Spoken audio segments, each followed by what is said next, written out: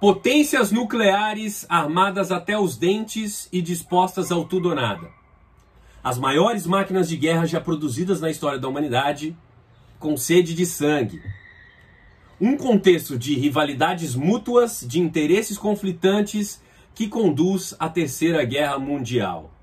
Ou seja, tudo certo para dar errado. E calma que eu nem estou falando do mundo no qual você está vivendo, não. Eu falo especificamente da crise dos mísseis de 1962, que explica muito das rivalidades presentes no nosso mundo atual e da geopolítica dos nossos dias. É para falar um pouco disso que eu apareço aqui hoje.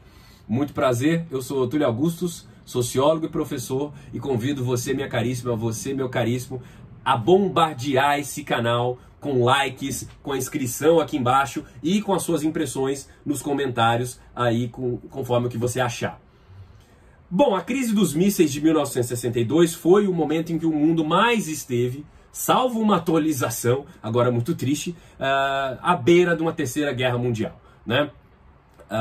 Foi um período ali de muita hostilidade entre os Estados Unidos e a União Soviética, no ápice da chamada Guerra Fria, e foi um período em que o mundo realmente esteve à beira dessa guerra, e esse quase à beira da guerra não é retórico, né? Foi por questões muito circunstanciais mesmo que um conflito nuclear não foi deflagrado.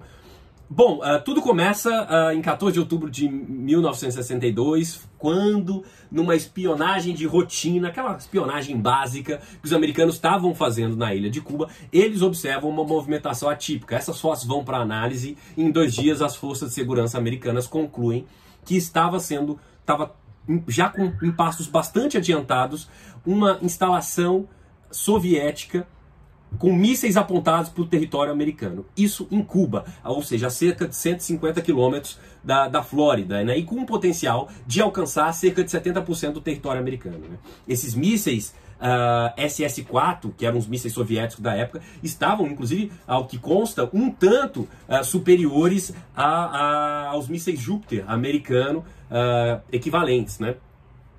Vale lembrar aqui, inclusive, que esse período, né, de 62, o mundo já tinha transformado as bombas de Hiroshima e Nagasaki, lá, a bomba atômica, que dá a cereja do bolo em termos de miséria e de destruição da Segunda Guerra Mundial, como coisa de criança, né? Esse armamento nuclear já da década de 60 já era incrivelmente superior àquilo de cerca de 2 décadas atrás, né?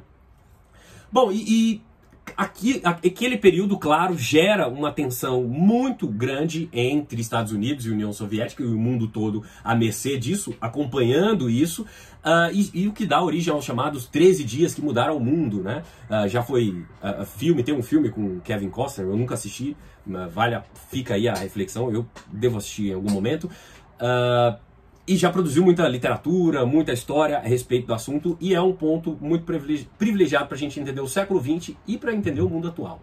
Mas antes vamos dar uma breve rebobinada, né, na relação dos Estados Unidos com Cuba, porque sempre que a gente fala Estados Unidos e Cuba, a gente pensa em Fidel Castro, em embargo econômico, mas existe uma relação anterior aí, né? Os Estados Unidos, desde quando eram colônia britânica, já tentaram comprar Cuba, que era colônia espanhola, né? Depois não deu certo, claro, o que não é tão absurdo nessa história de um país comprar outro, tá? Ou comprar um território, né? Isso, boa parte do território americano, inclusive, foi adquirido ou tomado à força da França, do México, e por aí vai. Já que tiveram como prioridade transformar a Cuba num estado americano, né? Mas não conseguiram. E Cuba sempre foi um enclave muito importante ali na região, por ser a maior ilha de toda aquela região, por ser porta de entrada do Golfo do México, do Mar do Caribe, né? Desde o século XVII, Cuba é muito estratégico ali para o comércio, para a pirataria, né? Para toda a navegação no Atlântico, né? E depois até no Pacífico, quando vem o Canal do Panamá. Bom, e os Estados Unidos acabam entrando na guerra de independência cubana, a partir de 1898. Né? Eles acabam mergulhando nessa guerra.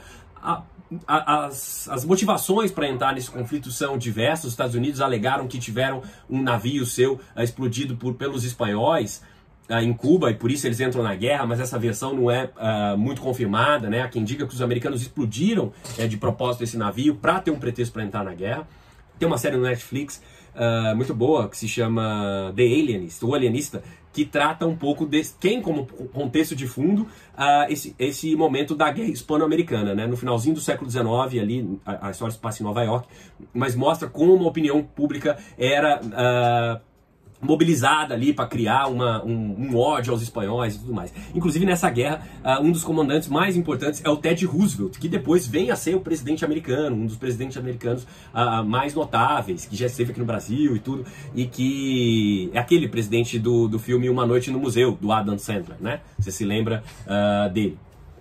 Bom, enfim, essa proximidade aí que em função do auxílio americano na independência cubana, vai persistir de 1800 até 1959, quando acontece na ilha de Cuba a revolução do Che Guevara e do Fidel Castro, que depõem o governo do Fulgêncio Batista e instalam não instalam uma ditadura comunista. Isso vai acontecer um pouco depois, né? A rigor, o governo instalado pelo Fidel Castro não era um governo hostil aos americanos, de maneira alguma. Inclusive, a primeira viagem que o Fidel Castro faz ao exterior é visitando o Dwight Eisenhower nos Estados Unidos, e ele é prontamente reconhecido pelo presidente americano como um líder legítimo, como um governo legítimo, né?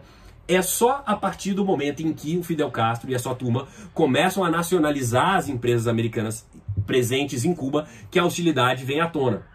E que aí era um momento em que 80% da economia cubana dependia dos Estados Unidos, né? Então, quando eles começam a nacionalizar empresas americanas presentes em Cuba, aí os Estados Unidos falam não. Aí fecham as portas, criam um embargo econômico, o que naquele contexto equivalia a jogar Cuba no colo do arqui-inimigo americano, que era a União Soviética, foi para onde Cuba correu. E é a partir disso que o Estado cubano adquire essa feição mais socialista e se alinha à União Soviética, né? Portanto, é importante entender um pouco esse contexto.